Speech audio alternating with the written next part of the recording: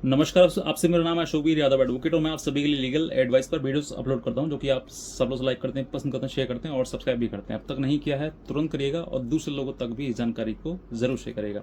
देखिए, आज के टाइम में महिलाओं के द्वारा मेंटेनेंस का केस करना एक कॉमन सी बात है। जब पत्नी पति का घर छोड़कर चली जाती है, वो अपनी मर्जी से जाए या फिर किसी प्रकार से कोई भी, देखिए कोर्ट में जाकर महिला यही कहती है कि मुझे घर से बाहर निकाल दिया, लेकिन ऐसा होता नहीं है। रियलिटी क्या है?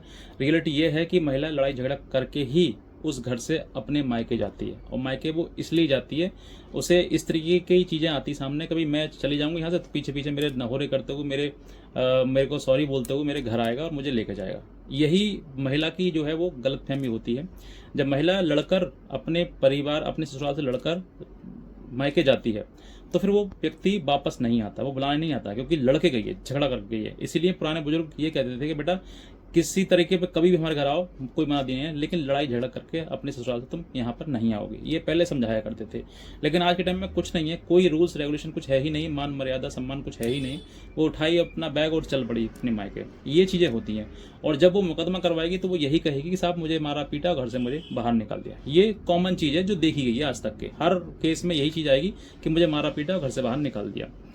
अब उसके बाद जब मायके में वो रहती है तो वो कुछ समय बाद एक मेंटेनेंस का केस करती है, जिस मेंटेनेंस केस से हो सकता है लाखों पति आज के टाइम में परेशान होंगे, पीड़ित होंगे। उनको ये महसूस हो रहा होगा कि यार इंसान बनाया गया है, क्या करा जाए कि पति, मतलब आज के टाइम में एक लड़का होना एक श्राप है। जिस समय पर कई समय हुआ करता था कि लड़की होना श्राप था, आज लड़का होना श्राप है, क्योंकि कहीं ना कहीं पुरुषों के ऊपर इतना कानूनी रूप से बर्डन प्रेशर बन जाता है कि वो व्यक्ति समझ नहीं पाता है कि भाई किस तरीके से इन चीज़ों को डील किया जाए।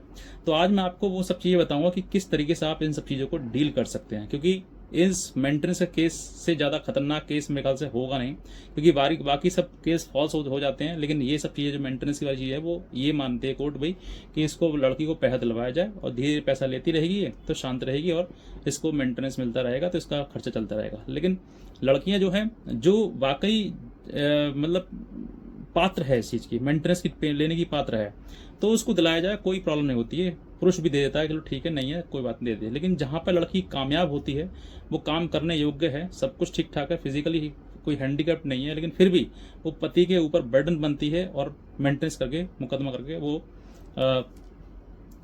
आपसे मेंटेनेंस मांगती है। तो ऐसी परिस्थिति में जब मेंटेनेंस आपका देने का मन नहीं है, तो देखिए बहुत सारे ये लोग सोचते हैं कि भाई मैं तो मेंटेनेंस दूंगा ना, चाहे मुझे जेल भेज दिया जाए, लेकिन मैं मेंटेनेंस नहीं दूंगा। तो ऐसी इस तरीके की आपकी जो सोच है ना, मैं आज इस वीडियो को इसीलिए बना रहा हूँ क्योंकि इस तरीके की सोच आप बदल दीजिए। आपकी दादागिरी कोर्ट के सामने नहीं चलेगी। कानून प्रक्रिया जो है वो प्रक्रिया के अनुसार ही फॉलो करिए, उसको इस तरीके फॉलो मत करिए कि भाई मैं नहीं दूंगा चाहे जो हो जाए। तो चाहे जो हो जाए, अगर उस चीज़ के उस परिस्थिति को झेलने के लिए तैयार हैं आप, तो फिर आपको कोई दिक्कत नहीं है। अगर आपको लगता है कि भाई चाहे जो हो जाए, जेल में डालना है डाल दो, तो आप महीना 2 महीना 6 महीना साल तक जेल में पड़े रहिए। एक समय ऐसा आएगा कि कोर्ट खुद बुला लेगी और कोर्ट खुद बुलाकर फिर आपको कहीं ना कहीं वो चीज़ें जो मेंटेनेंस दिया है वो फिर रिकवरी आपसे दोबारा कराई जाएगी। तो कहीं ना कहीं ये मेंटेनेंस के केस में भी बताया गया है कि जब तक वो पे नहीं करेगा तब तक वो दंड का अधिकारी है। तो ऐसी परिस्थिति में आप ये मत सोचिए कि मेंटेनेंस नहीं दूंगा मैं, बस ये समझिए कि उसने जिस प्रक्रिया से मेंटेनेंस बंधवाया है उसी प्रक्रिया से उस मेंटेनेंस को खारिज करवाना है। इसकी सोच लगाइए, इसकी अकल लगाइए, इसका प्रावधान ढूंढिए, कानून में प्रोविजन ढूंढिए कि भाई कहाँ प्रोविजन है इसका जिस आधार पर ये मेंटेनेंस का मुकदमा खत्म हो सकता है। तो ऐसी परिस्थिति में जब मेंटेनेंस का मुकदमा खत्म होने की आपको लीगल लॉ पता लग जाएगा, तब आप ठोक कर कह सकते हैं सीना कि भाई मैं मेंटेनेंस नहीं दूंगा। तब वो चीज़ें हैं, यानी कि वो कानूनी रूप से चल रही है तो आपको भी उसी कानून के रास्ते पर चलना चाहिए। दादागिरी घमंडगिरी मत करो। अगर ऐसी चीज़ें करोगे, आप जानबूझ के जबरन करोगे, तो हो सकता है कि कोर्ट आपको किसी और तरीके से फाइन आपके ऊपर कर दे या फिर कोई और आपको कोई परेशानी या दे दे। तो ऐसी आपको इस तरीके की घमंड वाली बात नहीं करनी है कि मैं मेंटेनेंस नहीं दूंगा। अब कानूनी प्रक्रिया समझिए कि कानूनी प्रक्रिया क्या है। जब लोअर कोर्ट द्वारा मेंटेनेंस का केस आपके ऊपर डाला और डालने के बाद आपके ऊपर कुछ ना कुछ इम्पोज कर दिया मेंटेनेंस, चाहे वो 1000, 2000, 10,000, 15,000, 20,000 कितना भी कर दिया, वो आपके ऊपर इम्पोज कर दिया। तो आपके ऊपर जैसे ही इम्पोज किया है क्योंकि कब मतलब जिसके ऊपर भी इम्पोज किया है वो 100% मैं कहता हूँ कि लोअर कोर्ट से सेटिस्फाइड होगा ही नहीं। उसको यही लगेगा कि भाई ज़्यादा बांध दिया, या फिर मेरी ये बात सुनी नहीं गई, या फिर मेरी बात को ध्यान पे नहीं रखा गया, या फिर मेरे साथ में गलत हुआ है, या फिर कुछ और रीज़न। मतलब कहीं ना कहीं आपका सेटिस्फिकेशन लोअर कोर्ट के जजमेंट से जो आपको मेंटेनेंस दिया जाएगा वो कहीं ना कहीं होगा नहीं, मतलब आपका आप सेटिस्फाइड नहीं होंगे। बहुत सारे लोगों के साथ में ये होता है। तो अब आप अगर सेटिस्फाइड लोअर कोर्ट के जजमेंट से आप नहीं हैं, तो फिर आपके पास रास्ता ये है कि आप इसको हायर कोर्ट में चैलेंज करें। अब चैलेंज करने के लिए प्रक्रिया बताता हूँ आपके लिए। चैलेंज करने के लिए प्रक्रिया क्या है कि आपका अगर आपका एक्सपर्टी हुआ है तो रिवीजन फाइल होगा, और अगर कंटेस्टेड हुआ है तो फिर आपको वो अपील में जाओगे आप। तो आप इस तरीके की चीज़ें जो है जब सामने आएंगी तो आपको यानी कि ये ना करें कि भाई हमें नहीं देना है, आप उसको चैलेंज करिए हायर कोर्ट में। अब हायर कोर्ट में चैलेंज जाओगे आप, जो पॉइंट से आप सेटिस्फाइड नहीं है उन पॉइंट्स को लीगली रूप से क्लियर करते हुए आप हायर कोर्ट में रखिएगा। अगर आपकी बात में दम है तो वहीं वो स्टॉप हो जाएगा, स्टे हो जाएगा, या फिर डिसमिस हो जाएगा। यानी कि जो महिला के द्वारा आपके ऊपर इम्पोज किया है, गलत तरीके से किया है, या कोई भी जो आपका आधार है, ग्राउंड है, जो आपको नहीं सुना गया है, उस आधार पर आप हाई कोर्ट में रखिएगा। अगर आपकी बात में दम है तो मैं कहता हूँ चैलेंज कर दीजिए, और उसको हायर कोर्ट से या तो स्टे हो जाएगा वो कम्प्लीटली, या फिर वो डिसमिस हो जाएगा। अगर स्टे हो जाएगा तब भी फ़ायदा आपके लिए, और डिसमिस हो जाएगा तब भी आपको बहुत ज़्यादा फ़ायदा। लेकिन ऐसी आप मत सोचिएगा कि मैं मेंटेनेंस नहीं दूंगा। मेंटेनेंस ना देने की जिद पर मत रहिए, जिद पर रहोगे तो नुकसान खा जाओगे। अब मैं ये बताता हूँ आपके लिए कि डिसमिस किन किन आधार पर आप करा सकते हैं।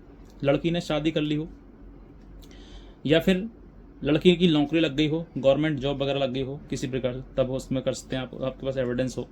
या फिर उस पत्नी मतलब वो पत्नी जो है वो मतलब ना रही हो, गायब हो गई, कहीं पे भी चली गई हो, या फिर वो मतलब वो मेंटली फाइनेंशियल रूप से सक्षम हो, किसी प्रकार से मतलब सक्षम चीज़ें हो उसके पास में, तब वो व्यक्ति जो है आपको मेंटेनेंस आपको नहीं देना होगा। ये कुछ कंडीशंस हैं।